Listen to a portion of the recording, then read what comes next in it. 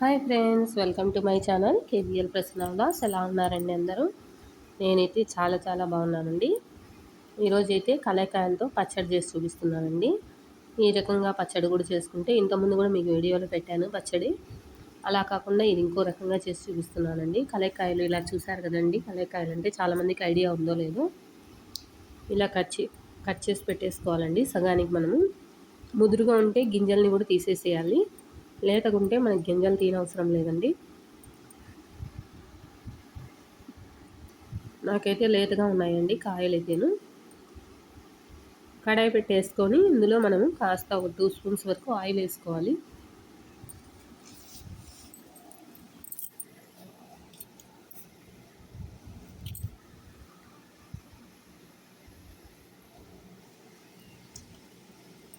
Next జీలకర్ర అండి, ఒక 1/2 స్పూను.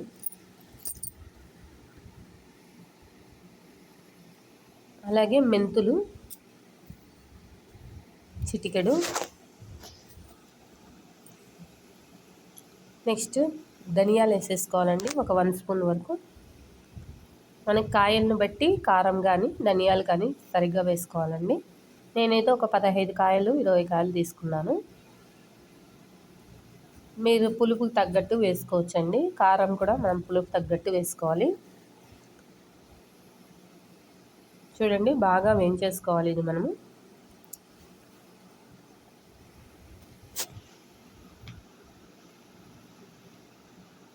కలేకాయల పచ్చడి తినడం వల్ల కాల్షియము, ప్రోటీన్స్ మనకి చాలా బాగా వస్తాయండి.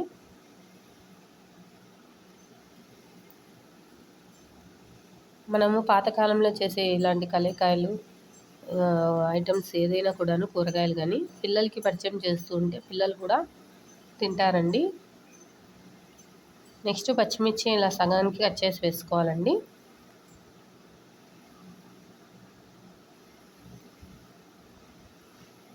ప్రతి వంట మనం కొన్ని స్కిప్ చేసేస్తే పిల్లలు కూడా ఏది తినరండి. అందుకని చెప్పి నేను అన్ని రకాలు ట్రై చేస్తూ ఉంటాను. చూడండి, ఇలా బాగా వేయించేసుకోవాలి.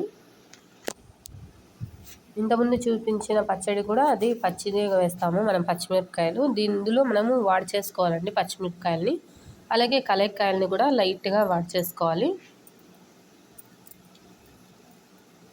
ఇది ఒక రకమైన టేస్ట్ ఉంటుంది కాబట్టి నేను ఇది ఇంకో రకం కూడా చేసి చూపిస్తున్నాను. కరివేపాకు ఒక 2 రెమ్మలు.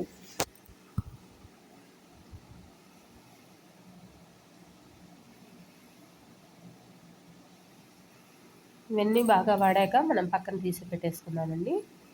నెక్స్ట్ కడాయి అలాగే పెట్టేసుకొని అందులో 1 స్పూన్ వరకు ఆయిల్ వేసుకోవాలి.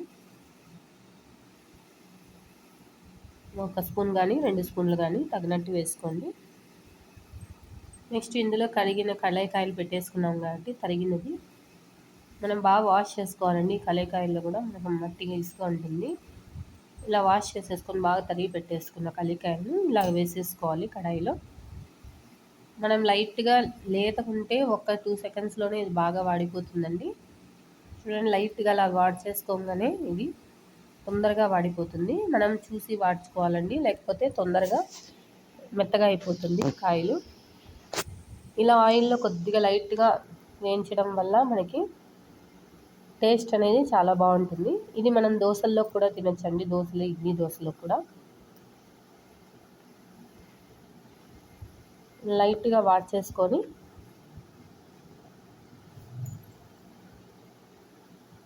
మిక్సీ పట్టేసుకోవాలండి. నెక్స్ట్ ఈ కాయలు మనకి పుల్లగా ఉంటాయి, మంచి మామిడికాయలాగా అనిపిస్తుంది. ఉసిరికాయలు ఉంటాయి కదండి, చిన్న ఉసిరికాయలు అంటారు, అలా కూడా ఉంటుంది ఇది చూడడానికి. కొద్దిగా వగరుగా కొద్దిగా పుల్లగా ఉంటుంది. చూడండి, బాగా వాడిపోయాయి కాయలు అయితేను. నాకైతే అలాగే అనిపించిందండి ఫస్ట్లో తిన్నప్పుడు. ఇప్పుడు దీన్ని మనము బాగా ఉడికిపోయింది కాబట్టి తీసి పక్కన పెట్టేసుకొని మిక్సీ పట్టేసుకున్నాము. నేనైతే చెక్ చేస్తున్నాను ఉడికిందా లేదా అనేసి. బాగా వాడిందండి మనకి. కలర్ కూడా చేంజ్ అయింది చూసారా. ఫస్ట్లో మన కలర్ అనేది చాలా బాగుంది, ఇప్పుడు కలర్ తగ్గింది.